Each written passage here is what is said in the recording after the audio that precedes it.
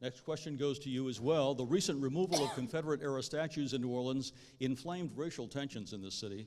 What should happen to those statues now? What is your position on other statues that some activists want removed? And what would you do to heal the damage the statues controversy may have caused and to improve race relations in New Orleans? Sure, our city definitely does. People feel divided, that we are city divided. So there is a real need to build community, where that's my background, building consensus, listening to our people. Not only building consensus, but really focusing on what they would like to see. As I believe in, it should be bottom up and not top down. And so when you're on the ground with folks, it really should be what the public would like to see in their public spaces. And that is a process where, again, you're doing the outreach that's necessary. In regards to future statues that some activists want removed? Right, that would, again, I would say need to come from the bottom up, working directly with the New Orleans City Council, leading that effort. And that's something that did not happen as it relates to the statues that did come down. Healing race relations. Healing race relations, really, we have created a culture to where our people feel disconnected from growth and opportunity. Meeting them where they are, improving their daily quality of life advances the relations. And so I think that has to be the priority. We have to clean up our city, get the trash out of our people's eyes, give them a better quality of life, what they're asking for, whether that's New Orleans East, Algiers, Lower 9.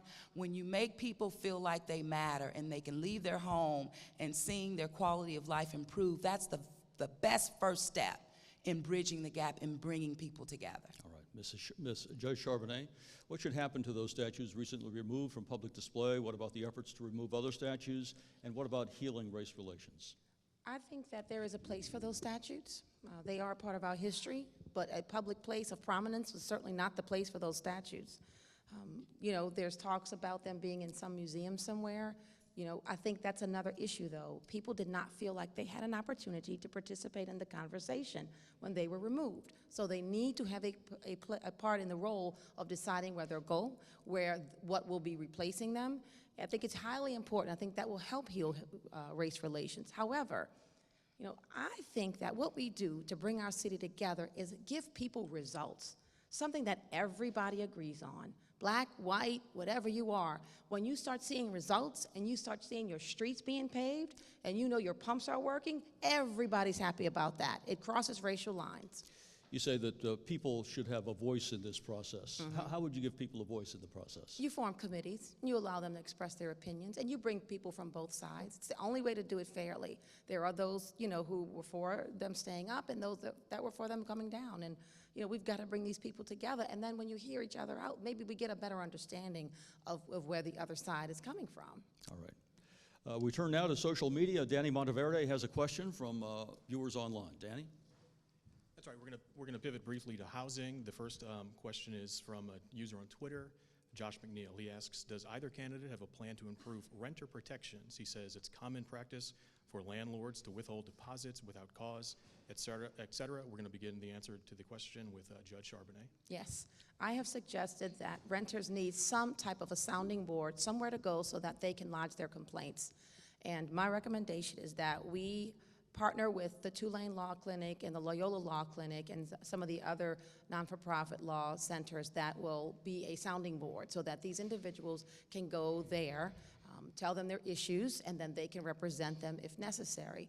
They will let them know whether their complaint is baseless or whether it has great merit, and then they can take it from there for them, so they're not doing this alone.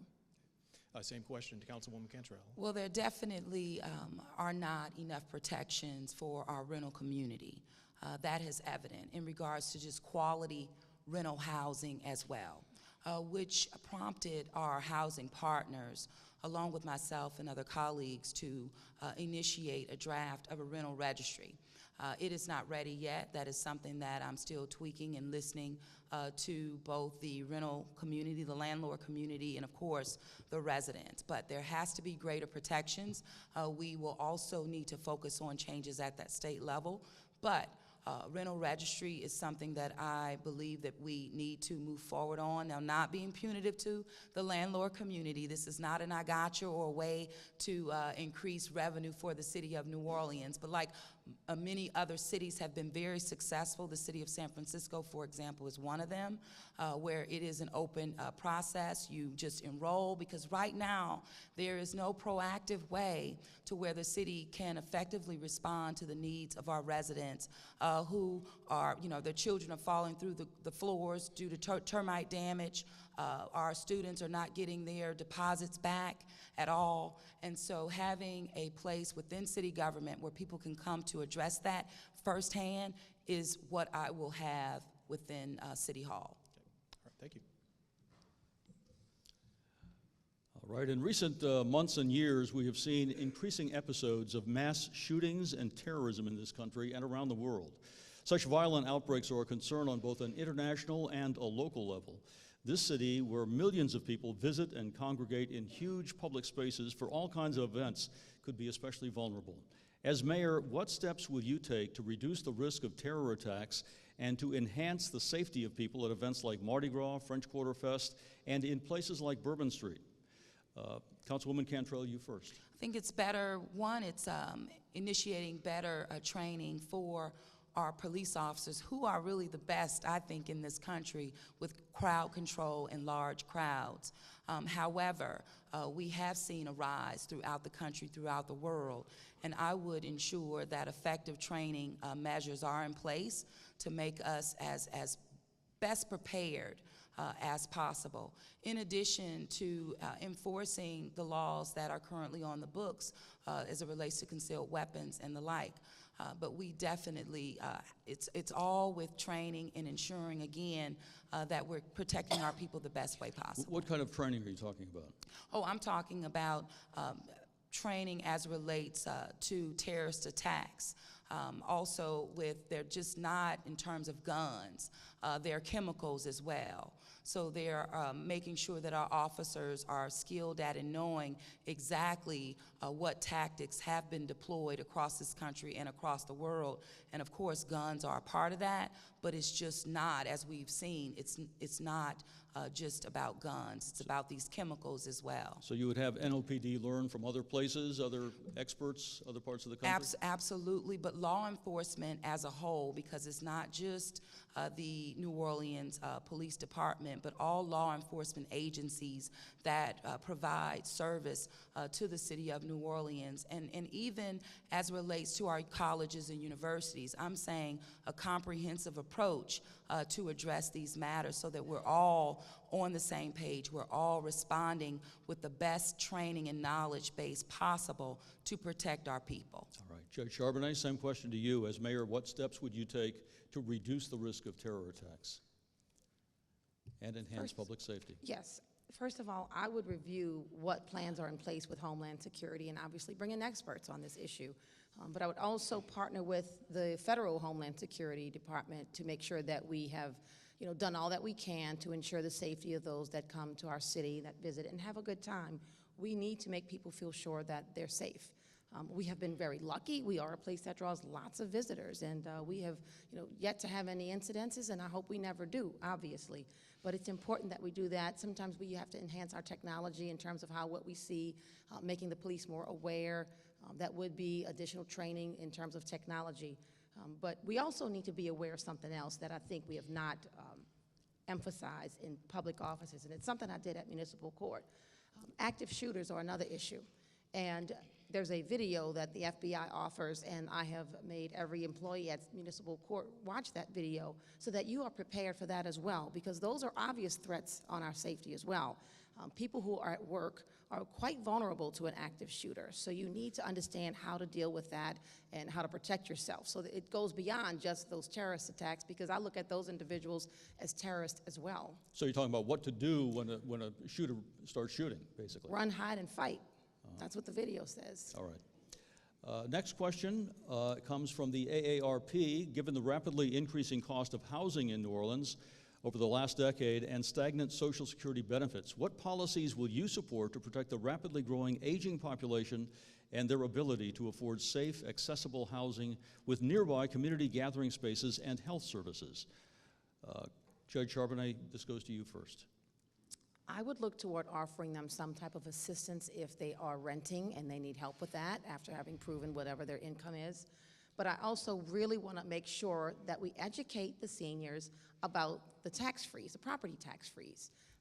You know, it's there for them to take advantage of, because as they get older, they're on a fixed income and they can't afford what they did when they were working. So to make sure that they understand that they have that opportunity that'll allow them to live in their house and make it more affordable.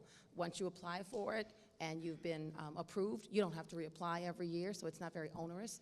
So those are two ways, but certainly, you know, a quality of life for a senior is not just staying in their home. It's also having social experiences with others. So making sure that in senior living centers, areas I should say, that there are senior centers as well that accommodate their needs. You mentioned assistance in some cases. Who would pay for that? How would you pay for that? The city can have the city has a housing fund, and we could look at that to see what we could afford in terms of assistance.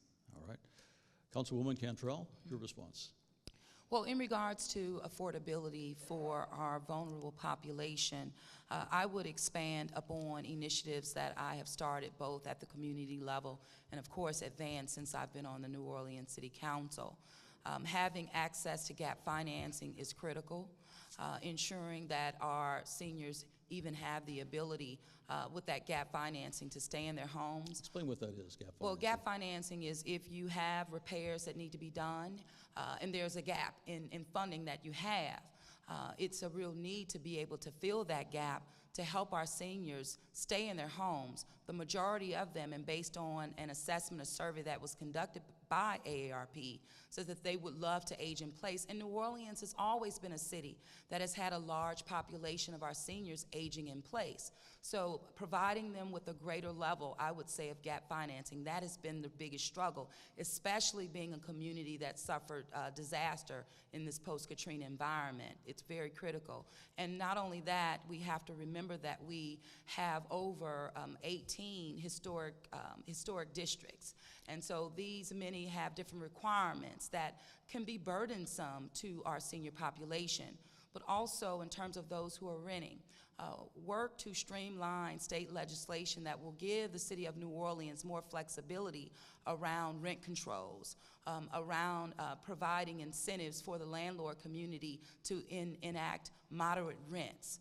These are things that have worked elsewhere. They totally can work here, but working also with the Department of the Community Development within city government. You talk about gap financing, Yes. Increasing gap financing. Well, How do you pay for it? Well, we pay for it with the resources, one, we currently have through CDBG, CDBG dollars, through home funds, that's a part of CDBG, in addition to the Housing Trust Fund that I worked very hard to save and salvage those dollars from going to pay an attorney and code enforcement to be more punitive to our seniors instead of, again, providing the gap financing options that are desperately needed for our population of people, in addition to building communities that have greater accessibility for our seniors as well. Thank you. The Landrieu administration has nearly doubled the number of speeding and red light cameras around the city, some of them in mobile units. The latest expansion brings the total to at least 120. The 2017 city budget projects revenue from the cameras would generate $24 million. Mayor Landrieu has said it's strictly an effort to improve safety. Critics, as you know, complain it's really just a money grab. What's your view of the traffic camera program? As mayor, what would you plan for the cameras? And if you favor removing them, how would you replace that revenue? Councilwoman Cantrell, this goes to you first. Sure. After Shaw Wilson was killed trying to cross Paris Avenue to get to the school bus, I initiated a transportation working group. And that working group was comprised of our charter management organizations, of course, NOPD, all of our transit agencies as well, of course, participation from the public. But out of the recommendations, not one of them were to add additional traffic cameras. But what was presented was safe routes to schools, doing more of that. I wrote a grant to the state where we resulted in $500,000 for safe routes to schools. I work with the Orleans Parish School Board and Recovery School District, but I got the Orleans Parish School Board to put up resources to provide a director of safe routes to schools that is now housed within the health department within the city of New Orleans. Safe blocks, safe routes? Safe routes to schools, yes, sir. Now, in regards to the removal of the cameras, I am in favor of that because they are burdensome. They're extremely expensive, and not only that, most of the resources are going out of state instead of staying here. You're talking about a gap of about $16 million, which the resources, in my opinion, are within the budget to be able to maintain. 24 million according to the city budget. Not 24. No, when you do the math on it, it's How do you much replace less than that. One is living within our current means. And the traffic cameras were initiated here recently because the revenues from them were going down. So that's how I believe, and I've seen that the increase of them are not protecting our citizens, it's actually making it more burdensome on our people. Judge Charbonnet, what's your view of the traffic camera program? As mayor, what would you do about the cameras? And if you favor removing them, how would you replace the revenue? Most people think it's a money grab, and I agree with them. The problem is it's been built into the budget now, so we do have to figure out how we replace that money. One reason is that we don't have police officers patrolling anymore, and I would prefer, as I move forward with NOPD and increasing the ranks, that we use police officers again, as they once did. Police officers serve not only the purpose of traffic enforcement, but countless people who are wanted fugitives and felons are picked up on traffic stops as well. So it serves two purposes. So as we increase the numbers in NOPD, we can start taking some of these traffic cameras down. I would probably hesitate somewhat on the traffic cameras that are in school zones, because obviously there's a need for safety for our children to get back and forth from school. But the problem with the traffic cameras, I find, is that it's an onerous and burdensome process to appeal them. So most people are just paying them. Whereas if you're stopped by an officer, you at least have an opportunity to talk to the officer and kind of explain what was going on, and maybe there's a chance, you know, he'll work it out or understand what happened, and maybe you won't get it. But with the traffic cameras, it's across the board. Everybody gets it. So, you know, that's my problem with those. So we have to slowly remove them, but not pull the rug from under our feet, so to speak. And you have to find a way to pay for it as you go along, is what you're saying. Yes. All right. You have to. Now, another question from the AARP. Developing and implementing plans to increase accessible mobility options is critical to the health and general well-being of all New Orleans residents. Some of the critical areas for which residents need access are employment, community activities, and medical services. What are your ideas and plans for new and effective transit options and for implementing complete streets? That, as you may know, is a reference to an ordinance the city adopted in 2011 that calls for making streets more accommodating to everyone, including pedestrians, people on bikes, people in wheelchairs, and those riding public transit. Judge Charbonnet, this goes to you first. All right, so I'll address the people on bikes first. I think we need a public campaign so that the citizens are aware of the rights of bikers. I think that, you know, for a city of New Orleans, that's a new thing. We didn't have all these bike lanes before, and many people discuss this. Excuse me. We need to be able to explain to our citizens what the rules of the road are and why we need to respect the bike lanes. The good thing about bikes is that it's less gas being used, it's less pollution in the air, so there's a positive thing about the bikes. What else was there? Wheelchairs, pedestrians? Yes, obviously just going ahead and doing the cutouts and all the sidewalks. When we start working on the streets, when I get this money on the streets, the money that's allocated to capital projects, when we fix the streets, we're gonna fix the curbs. We're gonna make sure we have accessibility. Nothing kills me more than when I'm with my mother, who is 87, and I'm trying to get her across the street, and there's no cut in the curb. So we've got to do that. I mean, I've experienced it time and time again. So we've got to implement the best practices, and we will let the AARP be a partner with us in terms of And you getting pay that for it done. again how? The money's in the budget already, infrastructure, capital budgets, Councilwoman capital Cantrell? projects. It's allocated. It's a reimbursement. I shouldn't say it's there. Councilwoman Cantrell, what's your plan for enhancing and increasing mobility options for New Orleans residents? Well, definitely advancing and making a priority the complete streets. It does have to happen.